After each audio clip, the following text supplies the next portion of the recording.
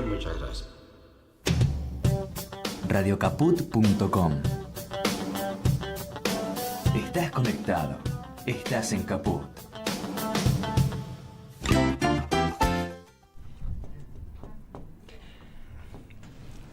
Precisamente hoy tuve un encuentro bastante desagradable y un diálogo bastante desagradable, que es lo mismo que decir que cada vez se está extendiendo más esta imposibilidad de pensar en los demás, de no instituir un otro, y el terreno simbólico, un terreno simbólico en disputa, se ha tensado y se tensa cada vez más hacia lo obvio. Hoy día hay que explicar lo obvio. Esto de explicar lo obvio, ya la palabra explicar hace ruido, y pensar en explicar lo obvio como frase es puede ser una problematización interesante, pero también hay riesgo en que se convierta en cliché, porque lo obvio también no es algo necesariamente consensuable de qué es lo obvio. Pero a mi entender, en la medida en que existía de mínima, por lo menos, cierto orden de contrato social, por medio del cual nos entendíamos, por medio del cual podíamos, de algún modo, establecer parámetros de hasta qué lugar podíamos llegar ahí y qué zonas no podíamos ya atravesar. O sea, ser de derecha era vergonzoso, por lo menos mínimamente decirlo, ¿no? Ahora se enarbola esa bandera, aunque se exprese desde esa terminología o no. Más allá de esta cuestión inicial que puede parecer en principio esquemática, esto se traslada a situaciones cotidianas, en donde el otro se instituye todo el tiempo, si se confirma como tal, y no se incorpora al otro como parte de uno mismo, desde la mismidad, lo que de algún modo, a mi entender, por lo menos desde mi modo de posicionarme ante estas cuestiones, podíamos estar pensando del 2015 para atrás. En el 2015, más allá de que existió su momento en la dictadura cívico-militar, y anteriormente también, desde esta escuela de la generación del 80, 1880, que hizo que nosotros estuviéramos atravesados por una educación mitrista, que pensáramos a la conquista de América como descubrimiento, ahí instituyendo un punto de vista predominantemente europeo, y Argentina creciendo de algún modo en el tiempo, atravesando su línea de tiempo, como país, como nación, en relación a lo que un filósofo hace un tiempo yo lo escuché llamar una especie de deseo de Occidente. Las comunidades originarias mayormente fueron exterminadas y quedaron zonas culturales en donde se ha preservado desde la idea de comunidad mínimamente aspectos, si bien en número los han aniquilado mayormente, tanto en el norte como en el sur, en distintos flancos de América. Nosotros hemos estado hablando en un momento bastante de los mapuches por varias cuestiones que hacen a nuestra relación, nuestro vínculo con Chile, cuestiones que hacen a ciertas temáticas recurrentes en muchas ficciones. No se ha hablado de, digamos, naciones preexistentes como los mayas, los aztecas, ¿sí? Más que nada, digamos, contemporáneamente, porque hay una cultura mapuche importante, no se habla mayormente de esto. En este sentido, pensando en todos estos temas que se discuten hoy día, y que hay que volver a explicar lo obvio, pienso en películas, y hay una película en especial que a mi entender, siempre lo dije, es la película más obligada a mi entender, si bien no hay obligación explícita, sino más bien quien de algún modo se interesa en la temática de lo que es la institución del otro, desde una mirada absolutamente latinoamericana, ¿sí? Jerónima, la película Jerónima de Raúl Tosso de 1986 es una película fundamental, pero es una película que a mi entender debería hoy día tener otro camino, tener otro tipo de visibilización, habiendo pasado bastante tiempo, del 86 hasta ahora pasaron 30 años, 40, me quedé corto, 40 años. A mi izquierda tengo al co-guionista de Jerónima y al director de Jerónima, también co-guionista. Sé que ahora nos lo contarán, entre los dos estuvieron pergeñando el proyecto, pero más allá de esta pregunta que yo en general trato de evitarla, que siempre lo digo, no tengo problema en decirlo al aire, es cómo surgió el proyecto, pues me parece que es una pregunta inconducente. Hay casos puntuales en los que esa pregunta es pertinente, este es uno de esos casos, ¿sí? Pero no cómo surgió, sino cómo uno se encuentra con esa problemática a abordar. Entonces, ¿qué plantea Jerónima? Algo que, si se quiere, es de pincel mucho más fino de estas conversaciones que hoy tiene, donde tiene que explicar lo obvio. En Jerónima no se explicaba lo obvio. En Jerónima no habla de binarismos. Jerónima habla de, entre otras cosas, ciertos microfascismos enquistados socialmente, por ejemplo, en un cuerpo profesional, ¿sí? de salud mental, entre otros temas. Después, Jerónima, mucho más que un cuerpo que acciona para resolver una situación, es un cuerpo. Es un cuerpo como expresión, es un cuerpo como textura, es un espacio que nos conecta directamente con una Latinoamérica que ha sido arrasada, todo ese gran fuera de campo que es la conquista, que aparece más explícitamente en algunas imágenes cerca del comienzo de la película, van a ser el gran fuera de campo en el tiempo, del cual casi inevitablemente, por lo menos para lo que es mi recorte de mi pensamiento sobre las imágenes, tiene que estar sí o sí. Así que hoy vamos a centrarnos en Jerónima y en las problemáticas que plantea.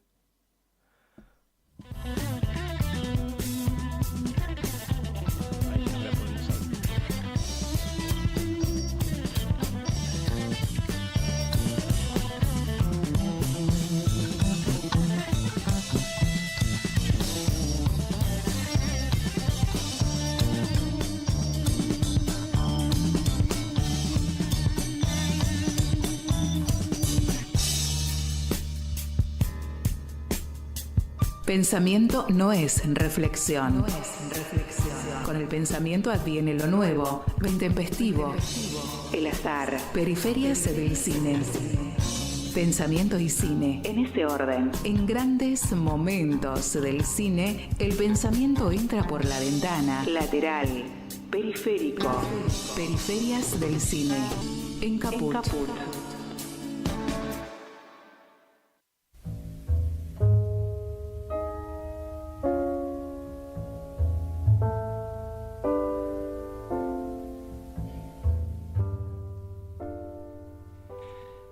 Buenas noches, esto es Periferias del Cine, mi nombre es Luis Frank, saludo al señor Joaquín Beigbeder, que ya no tengo conflicto con su apellido. ¿Cómo estás? Fluido, ¿no? Me sale mejor que a vos. Al principio me trababa, Beigbeder era un apellido complicado para mí, me trababa en las consonantes del medio. Sí, bueno, pero aprendí, uno a veces aprende. Plasticidad neuronal a veces se activa. Bien, ¿cómo estás? ¿Todo bien? Todo bien es una especie de genérico, ya lo sabemos. Si profundizamos en las circunstancias que vivimos, dentro de eso estamos bastante equilibrados. Hacemos el 4 por lo menos, parados. Bueno, gracias por estar ahí una vez más. Joaquín Beigbeder estructura el programa desde los controles, lo cual siempre se lo agradezco especialmente.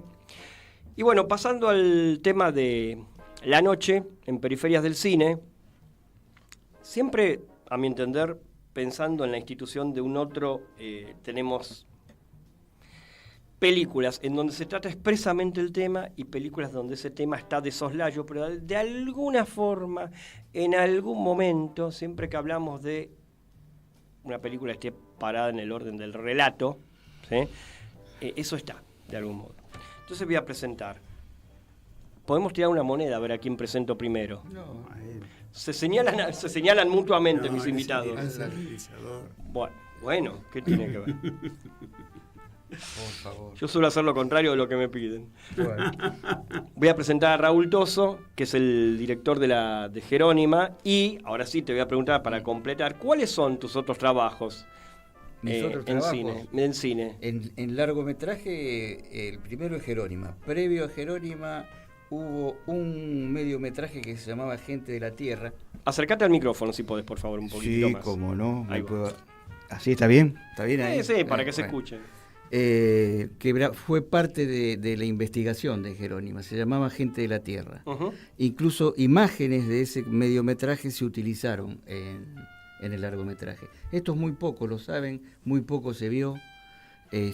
Posiblemente ahora lo suban ahí donde viste vos la película con el pixelado. Sí. Y cuento por qué lo del pixelado, porque...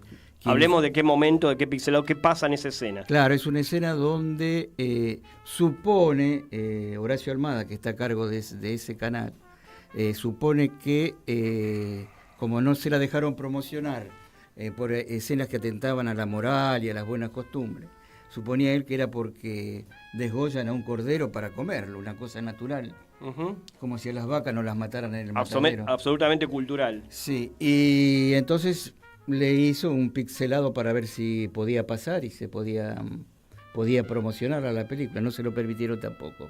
Entonces ese no era el problema. Yo creo que el problema es una cuestión política. La temática. Sí, la misma. temática justamente por el tema mapuche.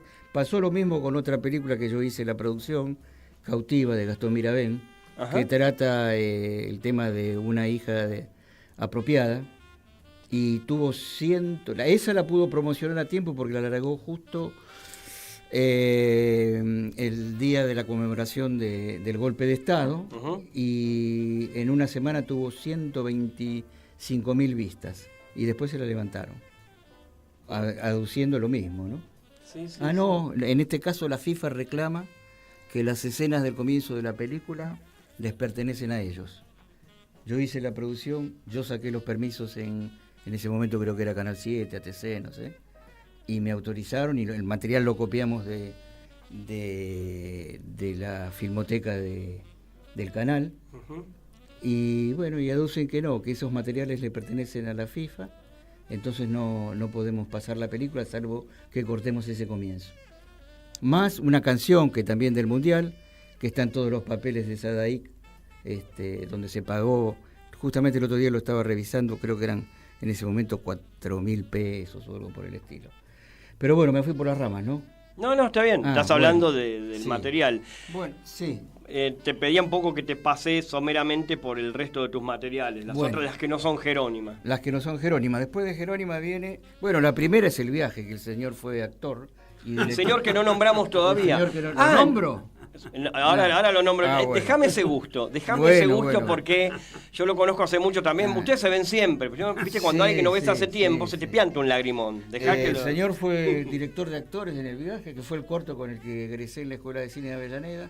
Sí. Y además participa ahí en una escena él, como actor también. Bueno, pero vamos No a... me digas que hace un desnudo cuidado. No.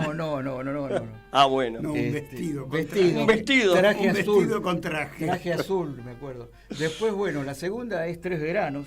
3 veranos. Tres veranos. De 3 amigos en la dictadura, ¿verdad? Más de 3 son, sí. 3 amigos que no son militantes Ujú. y en la ida a la playa, a Mar de Ajó, donde están en un boliche, se conectan con un chico militante que después desaparece. Es una historia real. Esa persona... sí, Pero diga. es antes de la dictadura. Empieza con el golpe, empieza previo al golpe, donde ya empezó a desaparecer gente. Sí, claro. Sí, y termina directamente... Eso se ve en la película Rojo de Benjamín Neistat. No sé si vieron esa No, película. no la vi. Es extraordinaria. ¿Y en qué estaba? Lo de Tres Lo veranos. de 3 veranos. 3 veranos, el que desaparece. Sí, que justamente 3 veranos porque son 73, 74, 75, 76, 77. Y bueno, es un caso real. Ese chico que conocimos allí, se hizo muy amigo de nosotros, desapareció. Tiempo atrás, después nos enteramos que lo habían tirado desde un avión. Su cuerpo no se encontró. No. Sería muy largo contarte toda la historia, que por qué lo sé y todo lo demás. Creo que no viene al caso ahora tampoco. Pero está bien, es un fresco más de todo lo que ya sabemos que existió y no se puede negar. Después de eso, ¿qué viene? SOS Gurugú. Sí. SOS Le Gurugú. comento que le pregunta al de al lado él. Y porque nos conocemos, desde que éramos estudiantes de cine. Claro. Pateaban tacho nos conocimos juntos. en el Sí. 76. Claro, en el 76. Que empezamos la escuela de cine. Esta Gurugú es un infantil, proyecto de Susana Tosi. ¿Cómo se llama? SOS Gurugú, con las canciones animadas de María Elena Walsh. Ujú. Y después la última fue 1420, la aventura de educar. La de las maestras. La de las maestras, que hay cierto conflicto con esa, porque como si a alguien se le ocurre decir que Sarmiento era esto, no pueden ver que Sarmiento era esto, pero también esto. No sé si queda claro. Claro. Entonces, Claro. no, tiene que ser solo esto. Acá en este programa podemos decir qué es eso de Sarmiento que aparece en la película que no se quiere ver. ¿Qué es? No, ni siquiera se ve en la película, porque la película es una película sobre las maestras que trajo Sarmiento. Sí. Y como alguien dijo, que es verdad que lo dijo el viejo pelado, que con la sangre del indio eso. se agarran de eso, pero gracias a Sarmiento Totalmente tenemos... Vox Populi eso. Sí, totalmente, pero gracias a Sarmiento tenemos educación, gracias a Sarmiento tenemos esto, Sí, y un montón de cosas están los dos que, aspectos, totalmente. viste, no, qué sé yo, hasta si nos ponemos a escarbar en la cosa, también las mejores escuelas que están levantadas en el país las hizo Roca, lamentablemente. No, lamentablemente no. Lamentablemente las haya hecho. Lamentablemente las haya hecho él. Las hizo y todavía están en pie. Que 1420 fue... Acércate al micrófono, por favor. Que 1420 fue hecha sobre la historia que había escrito Olga. Claro, la ¿sí? historia Yusin. investigación que hizo Olga Yusin, que era una ficción sobre una de las maestras que había venido acá a la Argentina. Y después, bueno, se convirtió en un documental porque fue imposible conseguir el dinero para reproducir lo que había que producir con respecto a la época, ¿no? Uh-huh. Bien. Y no sé, pues, hay cosas muy buenas, creo, de 1420, cuando, por ejemplo, uno de los entrevistados dice, en esa época lo importante de la educación pública era que en el barrio iba el hijo del almacenero, el hijo del albañil, el hijo del doctor, el hijo del abogado, no había countries. No había barrios privados. El barrio era una comunidad toda. Todos los chicos se mezclaban, todos tenían un guardapolvo blanco, que eso fue idea de Sarmiento también. Sí. Entonces bajo el guardapolvo capaz que iban en bola, pero todos iban igual. Claro. Bien, bueno, ahora voy a presentar a nuestro segundo invitado, que es segundo porque quiso. Claro. Pero es el primero. Claro. Es el primero. ¿Cómo se quiere la gente? Es Carlos Paola, psicoanalista, miembro de la Escuela Freudiana de Buenos Aires. Freudiana de Buenos Aires y me faltaba escuela en la memoria, hay que leer.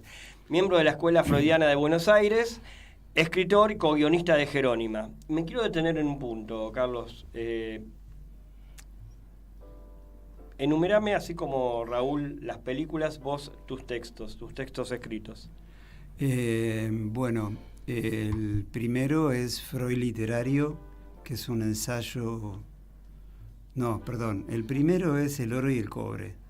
Ese lo tengo. Que ahí te menciono en un capítulo, porque si bien... Termina con Jerónima. Porque termina con Jerónima. No soy un caso clínico, no es por eso. No, por algo que habías dicho, que era que lo novedoso que traía esta película era que era la mirada de la mujer mapuche la que conducía el film, ¿no? Y me pareció una excelente lectura y por eso lo incorporé en un capítulo. Bueno, ese es un ensayo sobre el psicoanálisis y la práctica del psicoanálisis en el hospital. Después otro ensayo que escribí se llama Freud literario, que parte de los reconocimientos literarios que tuvo Freud, el premio Goethe de literatura, y también fue nominado por Romain Rolland para ¿cómo se llama? El Premio Nobel de Literatura. Entonces, todos los escritores reconocen una beta literaria en Freud, y a partir de ahí desarrollé el concepto de ficción, que sirve tanto para el psicoanálisis como para la escritura, para la literatura, digamos, ¿no? Freud literario no lo leí, me interesaría leerlo con todo lo que estás contando. Te lo paso, por favor. Ahora que ya sé dónde está la radio, o te mando un mensaje, o nos encontramos a tomar un cafecito. No se lo vas a cobrar, gracias. No, por supuesto. Bueno. Y después... Bueno, sí, ¿cómo le decís eso, porfa? Lo compromete al aire. Después, no hay ningún compromiso. Después va a ser un placer. Después tengo 2 novelas. Sí. Una que es Desde el sillón del padre, que ya está publicada. También lo leí. Y hay otra... Te quiero decir algo de esa novela, Sí. porque la leí hace tiempo, pero tengo un registro de algo que me gustaba mucho cómo lo describías, que es el personaje, ¿sí? Los posicionamientos del cuerpo del personaje en el espacio, ¿sí? Más allá de lo que se contaba, ¿sí? Yo notaba que vos te ocupabas especialmente de esa cuestión, ¿sí? Pero bueno, nada, tendría que volver sobre el texto y te diría más cosas, ¿no? Pero bueno. Y yo también tendría que volver a leerlo. Bueno. Y ahí, después escribí otra novela que se llama Entre los nombres que faltan. Esa no la leí. No la podés haber leído porque no está publicada todavía, pero ya está en un editorial que probablemente aparezca en el segundo semestre. Uh-huh. Y después hay otro texto que escribimos con Raúl, que es una obra de teatro que se llama ¿Sabés qué día es hoy? Que ya que está, pasamos el chivo. Está actualmente en... No. Se estrena, el 6 de junio en el LIF. Yo les pido por favor se acerquen al micrófono cuando hablen. Así como, sí. Tipo como un acto religioso, con algo así. Ahí estamos. Esa. Repitan todo, por favor. Sí, el 6 de junio, en el 21 horas, Teatro LIF. ¿Qué cae? Sábado. El Teatro de Luz. El Teatro de Luz y Fuerza. Voy a ir. Bueno, 21 horas. Perú 983. Bien, ¿eso es un texto tuyo, Carlos? Es la adaptación del Sillón del Padre. Bien. Convertido a obra de teatro. Pero bien. Es otro texto completamente Otra cosa distinto. diferente. Uh-huh. También hay un guión de eso para cine. También hay, claro. 2 guiones En para realidad, cine de 2 eso. guiones. Rompemos todo. Y ¿No sale el disco también? Y lo No, tenemos que vamos a pensar. ver, sí, vamos a ver. Podríamos. Pero vos, perdón, ahí me Sí, perdí. señor. Vos, Raúl, ¿qué tenés que ver con este proyecto? Que hicimos juntos la adaptación. La adaptación, Claro, ahí está. junto a la El texto adaptación. es de los dos, el texto de la obra de teatro. ¿Y la dirección? De la obra de Carlos Godio. Bien. Un tipo, lo tenés que conocer. Lo conozco, sí, de nombre. Rector de pero no bien. Avellaneda, con un grupo que él viene trabajando hace mucho tiempo. Uh-huh. La están trabajando bastante tiempo también en la obra. Uh-huh. Y bueno, nos vamos a llevar la sorpresa ahora. Creo que va a ser una buena sorpresa el 6 de junio. Bien, perfecto. Además, algo increíble. Carlos está en silla de ruedas. Y Carlos adaptó su personaje a hacerlo en silla de ruedas. Es algo que dicen que los actores... Estamos en radio y me quedé sin palabra. En radio hay que llenar espacio, ¿viste? Así, Sí, no pude hablar. Viste que Desde el sillón del padre tenía la cama ortopédica. Uh-huh. En la obra de teatro, Carlos adaptó... la cama al su sillón de ruedas con el que se moviliza todos los días. Bien. Creo que va a ser una experiencia muy linda porque además de ser muy buen director, tiene un grupo de actores que son muy, muy buenos. Es importante la química. Y han trabajado muy bien, cada palabra que nosotros pusimos la han trabajado respetuosamente. Perfecto. Bárbaro. Bueno, si les parece, centrémonos en Jerónima, que me parece un trabajo muy importante por varios aspectos.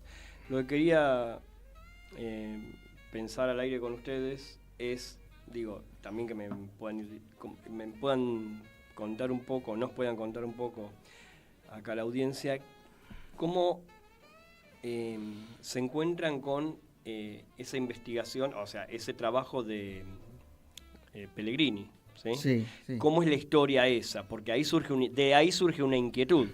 Sí, Digamos quién es Pellegrini también. Claro, Sí. una ¿Todo ami- decimos? Sí. Ah, una amiga mía, Hay algo que no se puede decir. sí, bueno, siempre, como siempre. Como siempre. Una amiga mía que se llama Ana Malamud nos conecta con el texto de con él, ¿no? con el texto de Jorge Pellegrini, que fue el médico psiquiatra que atendió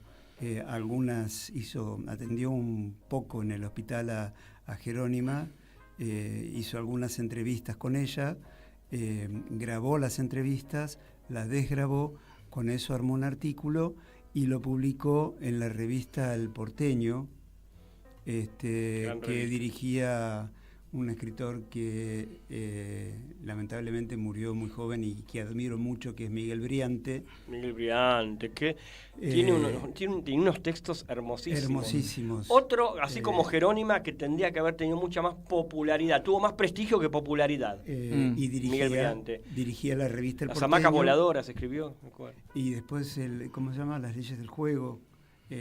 Sí. O algo así.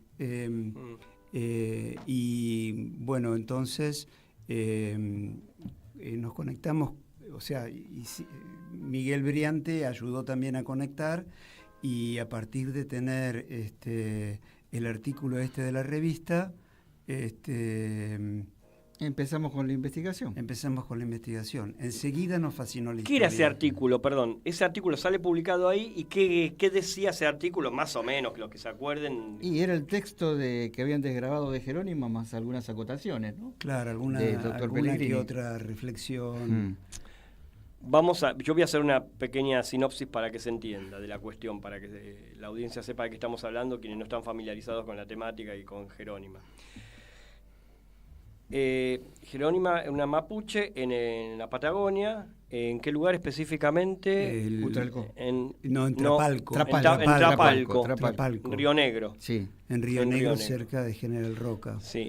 Que es internada con sus hijos en un hospital público, y ahí en pos de ayudarla.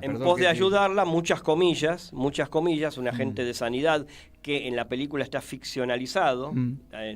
No sé si ese personaje en cuestión existió realmente. Sí, existió. Bien. Sí.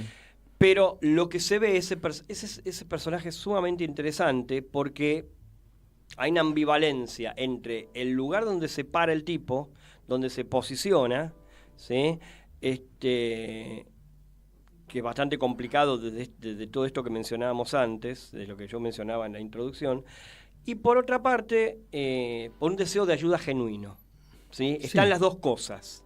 No es tan sencillo describirlo a ese personaje. No, como el turco tampoco, ¿no? Que de golpe es un personaje muy ambiguo también. El turco y es el que cumple una función social en ese lugar. Sí. Porque de golpe te fía, pero también te ayuda cuando te agarra la nevazón. El personaje de Mario Luciani. El Mario Luciani, sí, excelente. Mario Luciani hace un tipo que tiene un bar ahí, una pulpería, no sé, llamémosle así. Un almacén de ramos generales. Un almacén de ramos generales donde podés tomar algo, comerte una picadita o tomarte una ginebra. Sí, o te vende, te cambia cueros por hierba, por azúcar. Ahí está, sí, se manejaba con canje cueros también. Se entiende, ¿no? Los cueros de las ovejas. De ovejas.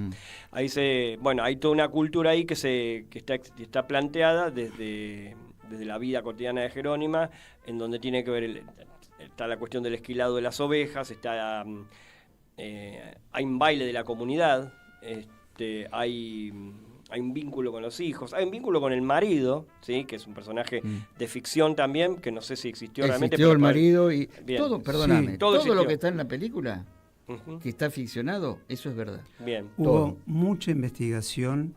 Pero no se intentó hacer una mímesis absoluta, no. Se hizo una lectura. Se hizo una lectura de eso. Bien. Luisa Calcumil, la actriz, también ayudó mucho en la investigación. Sí. Y un dato también que porque hay un cruzamiento que está sugerido, que es los mapuches, en esos tiempos al menos, no tenían la costumbre, vivían en comunidad y no tenían la costumbre de cercar los campos. Y la ida de Jerónima para el hospital, tenía, también, el matiz de que había otra gente interesada en quedarse con sus tierras, ¿no? Como de hecho finalmente pasa cuando fallece. Sí. Claro. Sí, lo que pasa es que cuando trabajamos nosotros el guión tampoco quisimos hacer hincapié en solo el hecho de que se querían quedar con la tierra. Uh-huh. Queríamos hacer hincapié en muchas otras cosas en relación a la vida de Jerónima, a la vida occidental o cristiana que intentó ayudarle y todo lo demás. Sí, claro. Incluso si vos te acordás alguna de las imágenes, nunca tratamos de identificar un médico o una enfermera, salvo una que está fuera de campo, no sí, se le ven los rostros, claro, hay una que le convida un mate. No queríamos que fuese una película donde, bueno, la culpa es del doctor Rodríguez, claro, que la maltrató. Y es la institución. Claro, es la institución. Entonces, salvo hay una identificación con una enfermera porque le acerca un mate. La que establece vínculos. En este sentido le puedo hacer una pregunta a Carlos, en relación a lo que está diciendo Raúl, de si la comunidad psicoanalítica, en general, en el momento del estreno de Jerónima o en la repercusión que tuvo en su momento, ¿cómo recibió esto? Porque hay una crítica ahí, puntual. Mira, mucho no te puedo decir porque yo empecé a trabajar como psicoanalista un año después del estreno de Jerónima. O sea, empezaste a trabajar en el 87. Pero sí, lo que sí sé es que se comentó como un caso de iatrogenia, digamos, hospitalaria. O sea, cuando el hospital enferma, por no poder ponerse en el lugar de ella, por no poder reconocer las diferencias. Y la otra cosa que ha pasado en estos 40 años es que yo con lo que me he encontrado es que cada vez que por casualidad menciono Jerónima, y en los últimos años la menciono más que antes, los colegas dicen, yo la vi en la facultad, la vi en salud mental. O, por ejemplo, como hace 2 semanas, estuvimos en un panel con Raúl para la Escuela de Enfermería de Venado Tuerto, y, o sea, se sigue dando, y también en la de Avellaneda, es una película que se usó mucho para transmitir lo que significa no entender ni respetar lo que es la subjetividad del otro, de otra cultura, pero también la del otro. Exactamente. Hay muchos trabajos, perdóname, que el otro día acomodando, cuando uno empieza a querer tirar cosas y después no tira nada porque te da lástima, ¿viste? Muchos trabajos de chicos de secundaria. El que acumula, sí, yo soy ese. Chicos de secundaria que los profesores le pasaban la película y después hacían un trabajo. Hay infinidad de trabajos de ese tipo y evidentemente por lo que habían escrito, la película les llegó, les interesó, les gustó. Yo sé que no es una película comercial, como me dijo en su momento uno de los... ¿Debería serlo? Es la pregunta. No, nunca pensamos hacer una película comercial nosotros. Además nos llamó la atención que hasta la estrenáramos en una sala comercial. Nosotros teníamos una especie de eslogan que decía, que lo había inventado creo que el gordo Hermida, Rodolfo Hermida, hacer un tipo de cine que sirva. Yo creo que hicimos un tipo de cine que sirvió y sigue sirviendo. Si bien cuando la pasan... Un servicio. Sí, cuando la pasan en Volver, la pasan a las 3 de la mañana, pero se sigue viendo mucho. Bueno, lo interesante es que se toma de referencia la película, porque uno puede ver cualquier película por verla, pero esta película es una referencia académica. Digo, académica no porque sea una película de corte academicista, ni porque alguien que escucha esto puede estar pensando de que puede ser algo medio inabordable, no. Es una película que no tiene una narrativa lineal ascendente, lo que sí tiene es un derrotero, ¿sí? Que un derrotero se lo puede pensar como impensado también, porque algún bien intencionado, de algún modo con un ojo, digamos, no viéndolo con toda la percepción que la película propone. En las películas siempre se encuentran con los recortes de quienes las ven.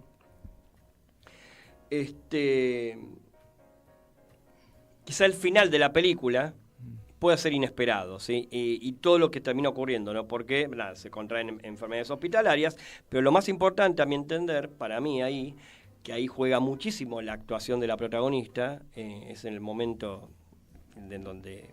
o sea, todo el tiempo es muy interesante su actuación y me quedo corto con el término muy interesante porque es poner el cuerpo, ¿sí? En su máxima expresión, pero hay un proceso de enajenación del personaje, ¿sí? Hay un proceso de enajenación que está dada por la desubjetivación de ella, ¿no?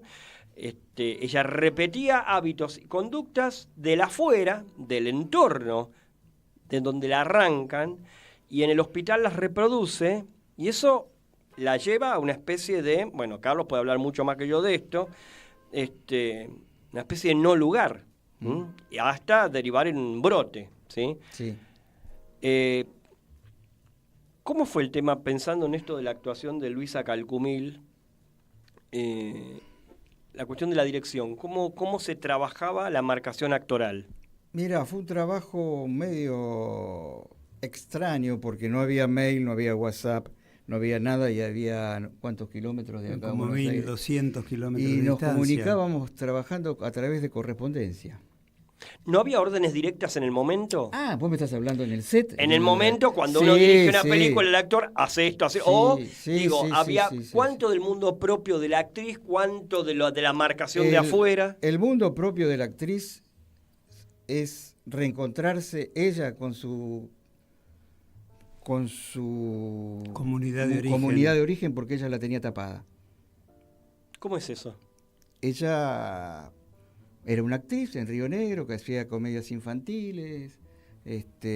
No tenía, ella se alejó de este lugar identitario. No tenía absolutamente nada que ver con los mapuches. Y a partir de eso, yo creo que es otra parte importante de la película. Interesante, por eso enriquece la lectura de la película también. Y a partir de ahí ella se reencuentra con su comunidad. Se la amplía. Y te digo más, cuando yo te dije al principio que tenemos una investigación, 40 minutos, un trabajo de un mediometraje, nosotros hicimos varias proyecciones en General Roca, de ese mediometraje. Sí. Y a partir de ahí, la gente, los mapuches, fueron a ver la película. Y el otro día yo estaba invitado a todas las casas de los mapuches porque me querían contar lo que ellos sabían de esa historia. Son gente muy cerrada, muy gente que cuando te da la mano, no te aprieta la mano porque desconfían. Lo bien que hacen. O sea, más totalmente. Que cerrada, se preservan, digamos, ¿no? Porque después de la conquista del desierto... Sí, claro. Y hay algo que se instaló en el cuerpo. Hay algo que se instaló en el cuerpo. Quería terminar con esto, de que me abren las puertas, no se abrieron las puertas de sus casas, y anteriormente había pasado un programa de televisión que se llamaba El Espejo. Me acuerdo de ese programa. Víctor Hugo Morales creo que era el conductor. Y me acuerdo que un día, tomando mate en una de las cocinas de uno de la familia mapuche, me dice, no, porque nosotros, estoy hablando del mediometraje, ahí nos sentimos respetados. Nos sentimos que nos mostraron consentimiento, cómo éramos, lo que hacíamos, y no nos vinieron a mostrar que tenemos la zapatilla rota, que tomamos agua del pozo. Y a partir de ahí se largaron Morales no existía en el primer trabajo, el marido, segundo marido de Jerónima. A partir de ahí contaron la historia de que en realidad a Morales lo mata el hijo mayor de Jerónima, que nosotros por una cuestión de respeto y porque el chico estaba en ese momento vivo, no lo pusimos doméstico, como ¿no? que... Claro. Es un accidente doméstico. Un accidente doméstico y además... A diferencia de la justicia actuó muy bien y muy rápidamente. Y a pesar de que vivían en la indigencia, como entendían nuestra cultura y todo lo demás, indigencia que ella sabía trabajar, que ella sabía cómo aguantar en el invierno, sabía cómo buscar un pedazo de madera entre la nieve para hacer leña, y si tenía que quemar la batea donde amasaba el pan, ahí se ve en la película, lo quemaba y en ese momento lo utilizaba para leña. Y bueno, se empezaron a contar de Morales, de que lo había matado el chico y todo lo demás. Y muchas cosas más nos contaron. Y fue muy, muy interesante, porque después vinieron ¿Vieron a la filmación. película terminada? Mira, nosotros por una cuestión de respeto no los quisimos invitar porque había muchísima gente, se decidió que no se los invitaba, la vieron, sabemos que la vieron la película, y que quedaron conformes. El más grande una vez en filmación dijo que se parecía a la mamá. A veces, bueno, a veces la fantasía hace que uno crea que se parece a la mamá. Y no, las ¿viste? imágenes en cine generan identificación y generan lo que Noel Burge, teórico, trabaja como el anhelo burgués del cine, que viene de la época del Renacimiento, que el cine vence a la muerte, porque tenemos ahí delante nuestro gente que no va a morir nunca porque va a estar cristalizada en la imagen. Yo puedo ver una película con Robert Mitchum ahora, murió hace un montón y está más que... ¿Murió? Claro. Perdón que te parta el alma, pero murió Robert Mitchum. Bueno. Como decía mi viejo en una época que también murió, ya va a volver de vuelta en cualquier momento. Carlos, ¿cuál fue específicamente tu rol en el proyecto Jerónima? O sea, co-guionista es poco decir, desarrollalo un poquito si podés. Sin pedir ayuda. Sin pedir ayuda. Yo voy a decir la verdad. Esto se está poniendo... Bueno, digamos que... Empezó como una codirección esto. Vamos a decir la verdad. Bueno. Nosotros llegamos en el Roca queriendo hacer ¿Dirigiste actores, Carlos? ¿Ahí? ¿En Jerónima? Hizo de todo. Digamos que sí.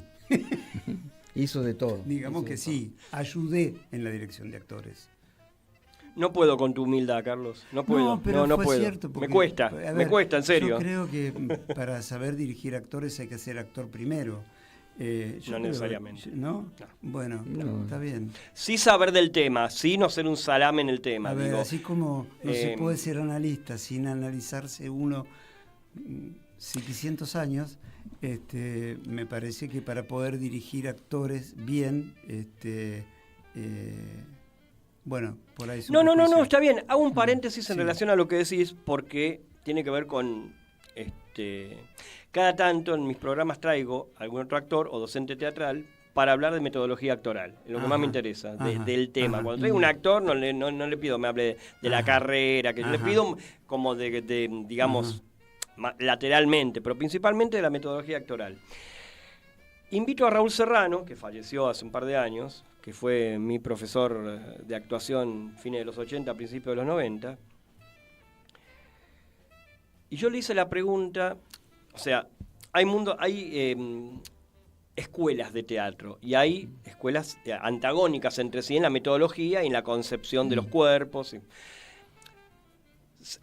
Raúl Serrano tiene una metodología fantástica que a mi entender sirve para cualquier otra metodología, o sea que sí que se puede aplicar a todo, ¿sí? Pero de algún modo él siempre pensó en la pedagogía, siempre era su obsesión, en la Escuela de Teatro de Buenos Aires, que sigue funcionando. Y él me dijo, porque yo le pregunté por alguien que se lo podía pensar teatralmente hablando, no a nivel personal, teatralmente hablando como la contrafigura de él, que es Ricardo Bartís. No sé si lo ubican. Sí. Bueno. Yo le pregunté qué opinaba de Bartís. Yo siempre quise saber qué opinaba Raúl de Bartís.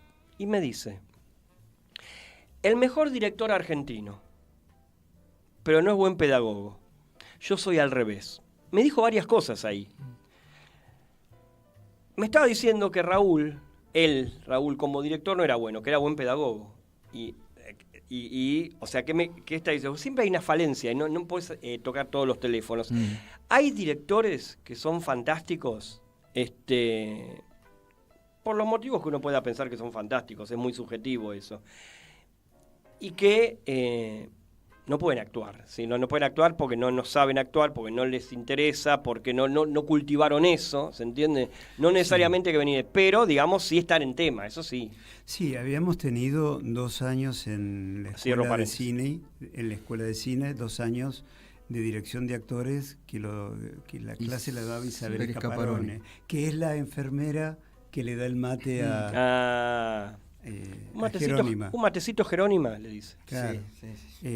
Bueno, pero además un proyecto que nos tomó, más allá de los roles que ocupábamos, ¿no? Estábamos todos muy, muy conmovidos con esto. Y sí, no La es para verdad que menos, sí. no es para menos. No es para menos. A lo que yo iba antes era ese momento, pues pienso más que nada el momento del brote, ¿no?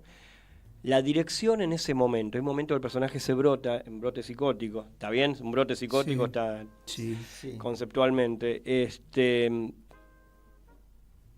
Había un storyboard muy marcado. Ujú. Que No hubo que marcar mucho, quizás. No, pero había un storyboard donde estaba corte acá, corte acá, corte allá. Ponemos la cámara y cuando vi lo que estaba haciendo dije, no, la cámara la dejamos ahí. Era un contrapicado, si el cuerpo se quiere- toma de abajo hacia arriba. Si se quiere ir de cuadro, que se vaya de cuadro, no importa, mejor. Si quiere parecer que está pidiendo que se agrande el cuadro, porque era tan bueno lo que estaba haciendo, que era tremendo cortarlo. Era tremendo cortarlo. Sí, era... sí, sí, sí, Así sí, que sí, sí, sí. creo que en la escena esa se corta cuando cae la manzana. Bueno, que es donde arranca el brote, cuando cae la manzana al piso. Que es lo único que tenía color, un color rojo, lo demás era Claro, todo la manzana verde, blanquito. Y Todo. le alcanza a la enfermera. Sí, pero bueno, ahí está un poquito el tema del actor y el director, a ver hasta cuándo uno la va a dejar seguir haciendo algo o cuándo uno la tiene que dejar que siga haciendo algo, ¿no? Ujú. Y ahí hubiese sido un pecado cortarlo. Yo no sé si esto podemos decir estado psicótico. Yo no estoy tan seguro de... Brote, dije. O brote brote. psicótico. A ver. No estoy tan seguro porque, uno puede pensar también que es una respuesta cultural. O sea... Un acto de resistencia. Un acto de resistencia, porque dejarlo de ese lado es lo más parecido a lo occidental y cristiano, digamos. O sea, le estaríamos Pero- así, yo le estaría, si me pongo en ese lugar, haciendo caso, poniéndome del lado de esos profesionales que la película critica. Claro.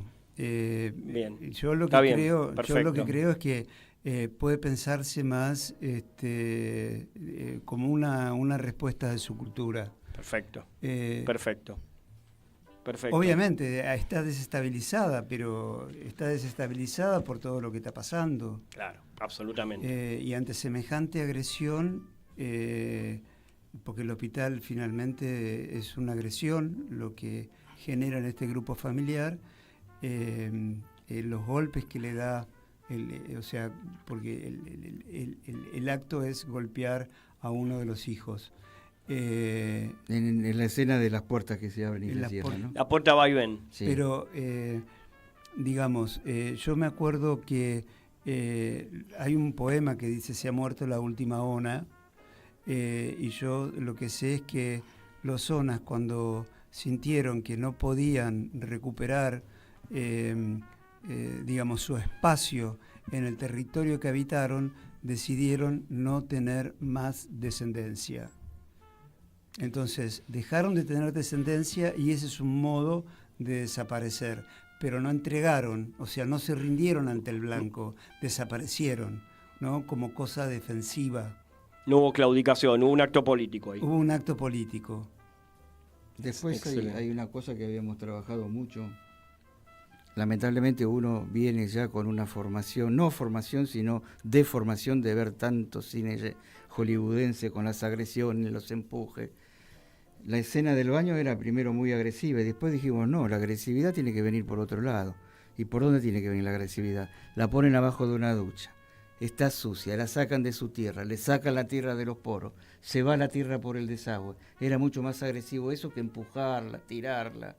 Se va la tierra por el desagüe, así como se va por la pileta los restos de la yerba mate. Sí, exactamente. Cuando están hablando, esa escena es de mis escenas preferidas fuera del personaje, ¿no? Sí. Esa escena es fantástica, la Sí, comunidad y que hablando en off. tiene que ver con el desagüe de la ducha, el desagüe del mate que se va, la yerba que se va por la pileta. La gente debe estar, quien no sabe, debe estar insultando en este momento, pero Jerónima está liberada en YouTube en muy buena calidad porque se remasterizó hace un tiempito, hace un par de años. hace 4 años que le invitaron como única película con esa temática a Berlín. Ahí la empezamos a remasterizar y, o sea, prácticamente armamos la película de nuevo porque se había perdido el negativo 35. Es toda una historia larga. Armamos lo de... Por eso Jerónimo es un acto de amor, no es una película, ¿eh? Hay que tener mucho amor para terminar esa película. Mirá qué bien trajeron. Sí, el no, servicio, acá catering. el servicio es completo. Esto quiere decir que nuestro operador está a gusto con el programa, y eso me pone bien. Bueno. Y te termino de contar, bueno, fue a Berlín. A mí no me trajo nada, pero ¿Viste? no quiero, es un chiste. Fue a Berlín, me acuerdo que yo me quise morir porque la pasaron en una pantalla de esas, de IMAX, ¿cómo es ese cine? Inmenso, yo dije, uy, acá nos van a comer vivos. Muy bueno el trabajo que se había hecho. ¿Qué tenías miedo con esa pantalla? Y que era tan grande y como siempre llegamos el día que se proyectaba y ni siquiera la habíamos podido ver proyectada, digo, ¿qué es lo que va a pasar acá? Pero bueno, el trabajo que hicieron fue bueno. Después que volvimos de ahí, eso fue hecho, esa remasterización fue en 2K y después la DAC es la Dirección de Directores Argentinos Cinematográficos, la eligió para hacer una de las películas remasterizadas ya no en 2K sino en 4K. Así que bueno, ahí está dando vuelta. Con una calidad mucho mejor que cuando se estrenó. Claro. Sí, véanla, está en YouTube liberada, la buscan, Jerónima, y la encuentran enseguida. Ahora, pienso en todas estas cuestiones y me viene un estreno de hace, no sé cuánto, 2 meses. Yo tengo un cálculo más o menos somero de 2 meses. Se estrenó la película argentina, yo podría pensar, más prestigiosa de este último tiempo, y está bien que sea así, en este caso, que es Nuestra Tierra, de Lucrecia Martel. No sé si han tenido oportunidad de verla. En donde trata la temática, no mapuche específicamente, pero sí, digamos, trata la temática de las comunidades originarias. Ah, sí, la vi, sí. ¿La viste? Sí. Bueno. Ahora, yo pensaba, ¿no?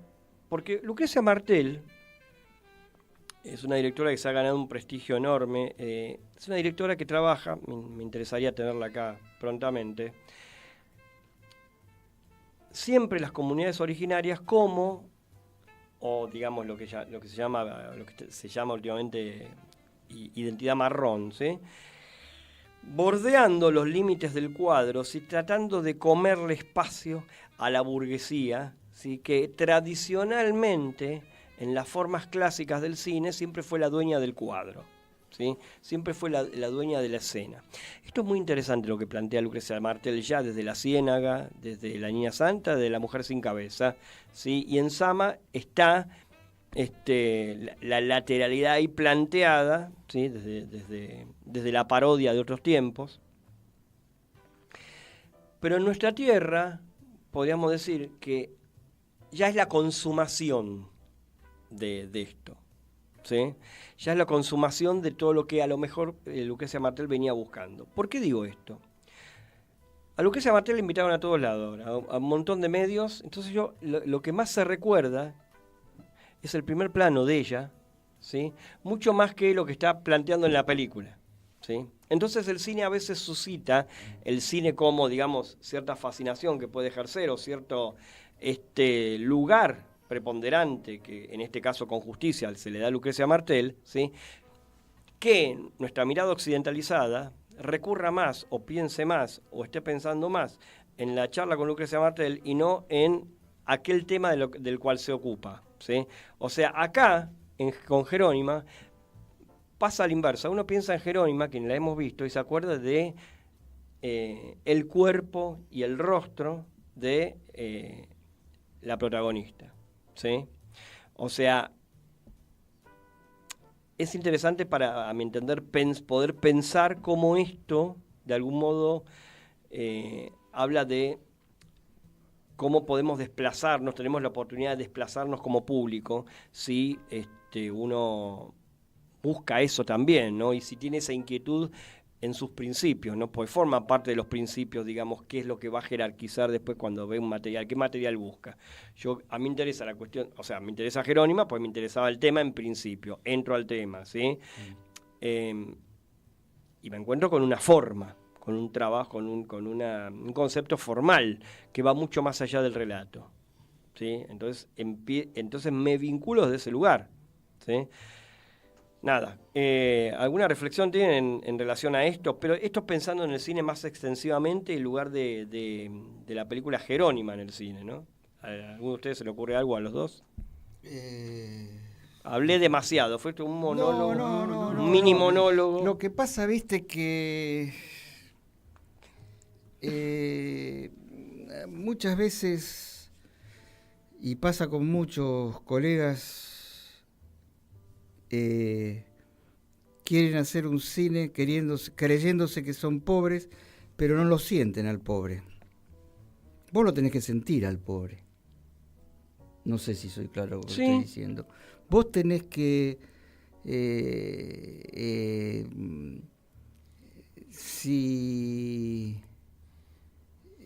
vos te tenés que meter en la piel de ese personaje que vos querés mostrar. Si ese personaje está sufriendo, vos como director tenés que sufrir.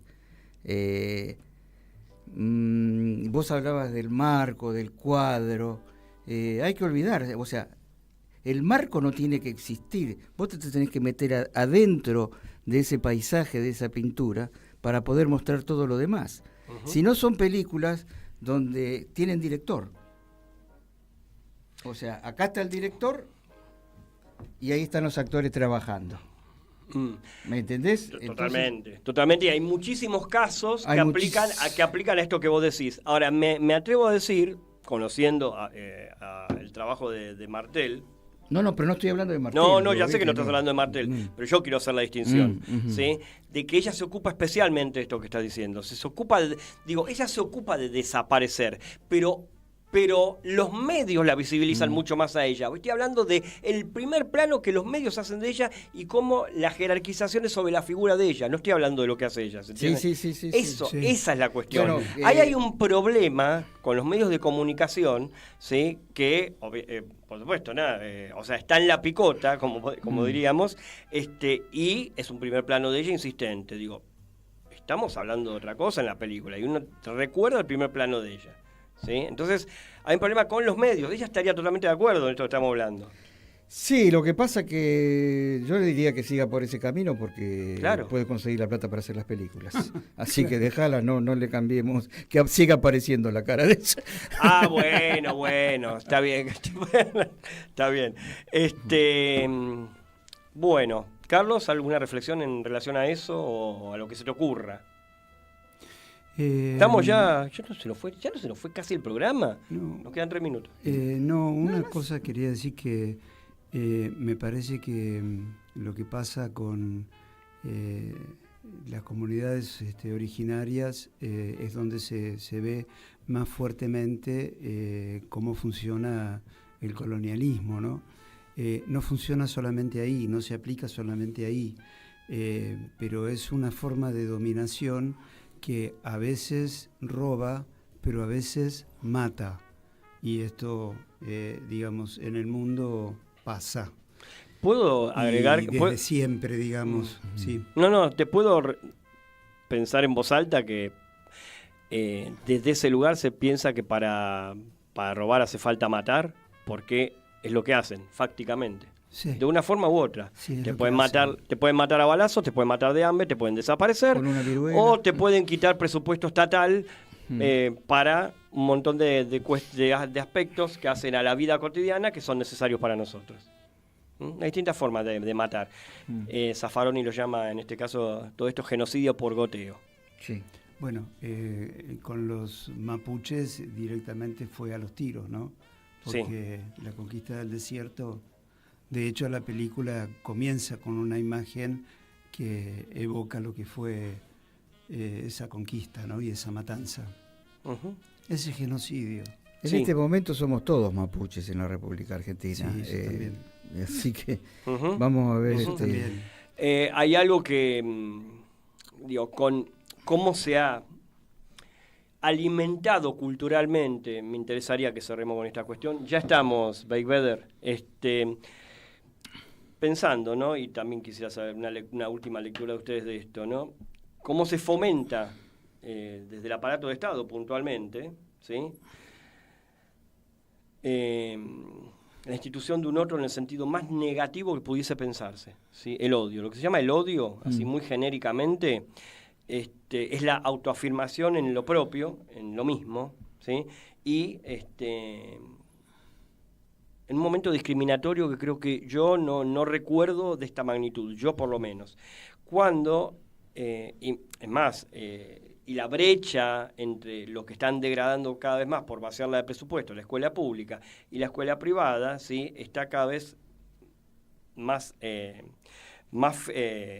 afirmada. Entonces, yo recuerdo este momento que ustedes vivieron y yo también, cuando éramos chicos íbamos a la primaria, a la secundaria, sobre todo los recuerdos de la primaria, convivíamos todas las clases sociales.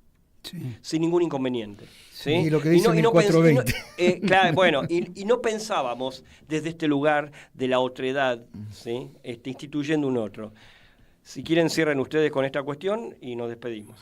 Hay una cuestión de debilidad mental, o sea, creer que el mundo es mío y no darle lugar al otro, me parece que cae ya en la debilidad mental. Además, que es malicia. Es malicia. Pero el más malo por lo general es el más tonto.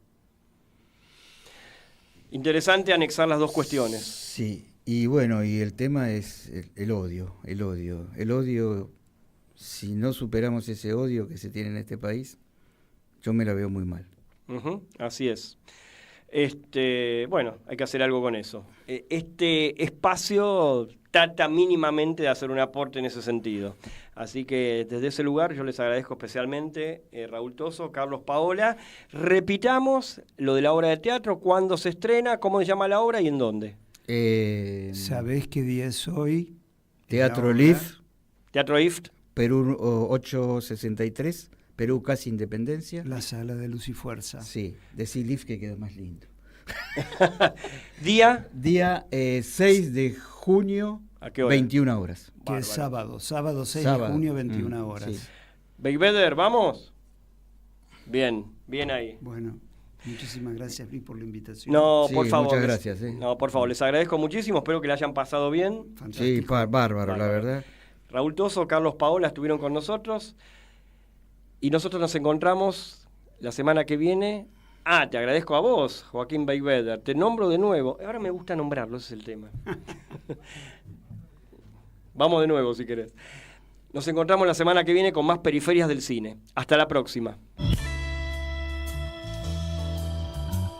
Periferias del Cine. Periferias del Cine. En Caput.